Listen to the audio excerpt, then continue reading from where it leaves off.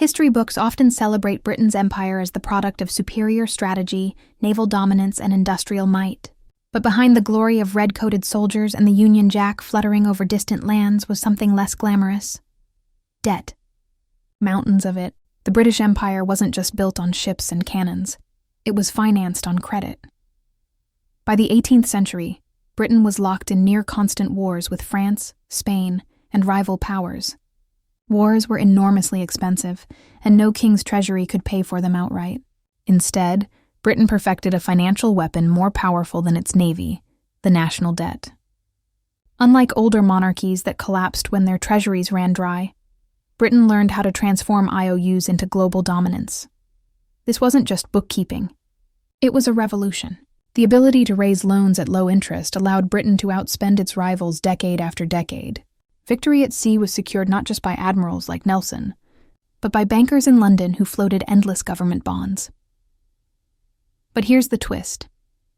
The very same system that allowed Britain to conquer a quarter of the globe also planted the seeds of its collapse. The empire's rise and fall are a story of compounding interest, speculative credit, and financial obligations that spiraled beyond control. The debt that built Britain would eventually break it. And that's the story almost no one learns in school. Let's uncover how money, more than muskets, forged the empire, and how the mathematics of borrowing eventually dismantled it. The year was 1694. Britain was broke, locked in yet another costly war with France under Louis XIV. Out of desperation came one of the most consequential inventions in financial history: the Bank of England. This was no ordinary bank. It was created to fund the government directly, issuing loans to the crown in exchange for exclusive privileges. Investors gave their money. The government promised repayment with interest, and in return, these investors were granted immense influence over state policy. Britain had found a way to print power without printing money, by institutionalizing debt.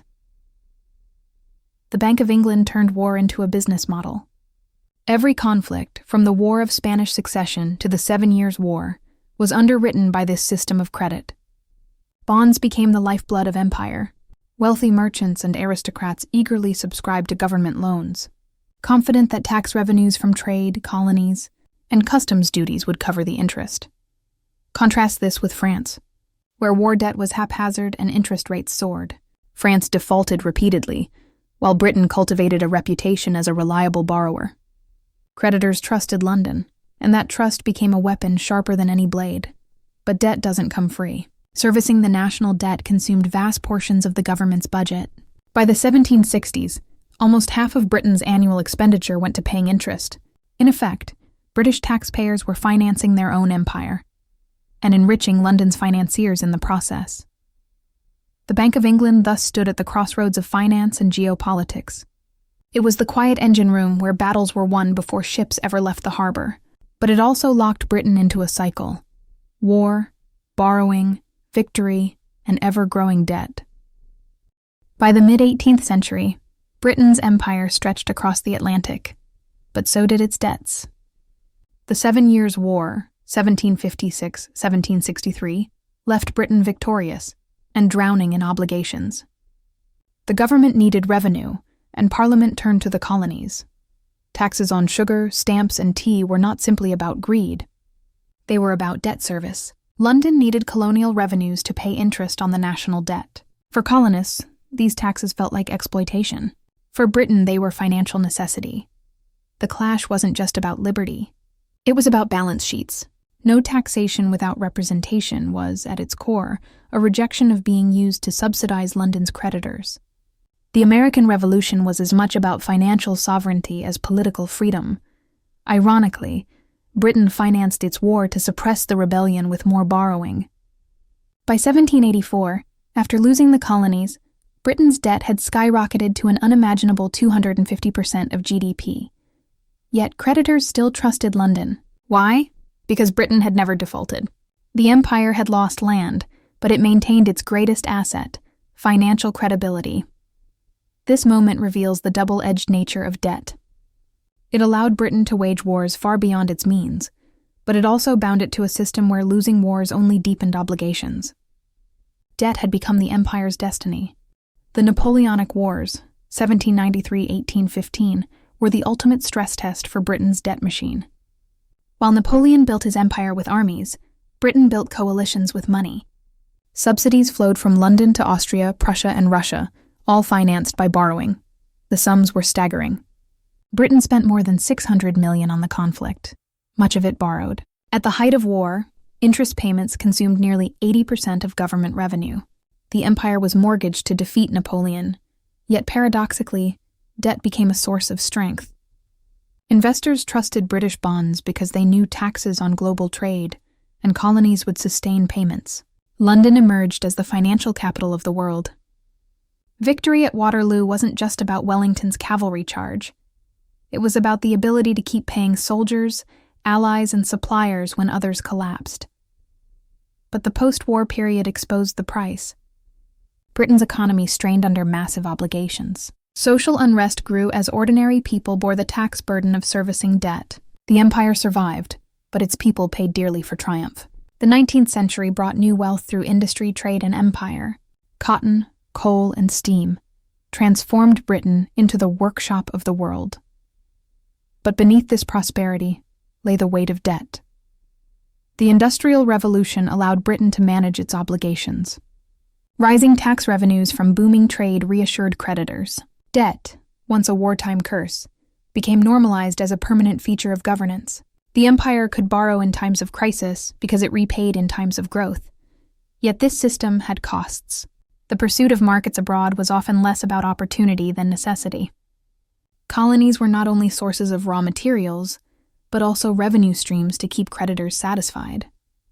Debt shaped imperial policy. Expansion was financial survival. At home, inequality deepened. Industrial profits enriched elites while working classes endured harsh conditions, all while much of their taxes went to paying interest on loans contracted by previous generations.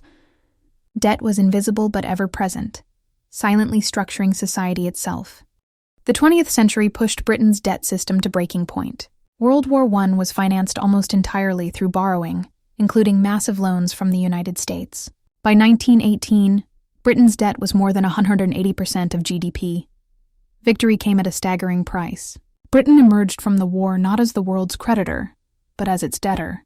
The financial center of gravity shifted from London to New York. World War II only deepened the crisis. Britain borrowed over $21 billion, much of it again from the U.S., through mechanisms like the Lend-Lease program. The empire won the war, but the debt burden guaranteed it could not hold on to its colonies. India, Africa, and the Caribbean slipped away, not only because of nationalist movements, but because Britain was too broke to rule them. The final irony was stark. The very tool that built the empire, debt, ensured its dismantling. The system that once made Britain the financial titan of the world left it dependent on American credit. Debt was Britain's greatest invention and its greatest curse. It enabled centuries of dominance, victories against superior foes, and the funding of global expansion. Without debt, there would have been no empire. But debt is never free. It chains future generations to past decisions. For Britain, the bills for empire came due in the 20th century, when obligations eclipsed resources. The empire did not collapse because it was defeated in battle. It collapsed because it was exhausted financially. Today, the lesson echoes loudly. Modern powers, including the United States, rely on similar systems of credit to sustain global reach. But history shows there are limits. Empires don't fall when they run out of armies. They fall when they run out of trust, when creditors lose faith, and when the math of compounding interest finally overwhelms ambition. Britain's empire was built on borrowed time and borrowed money. Its story is not just history, it is a warning.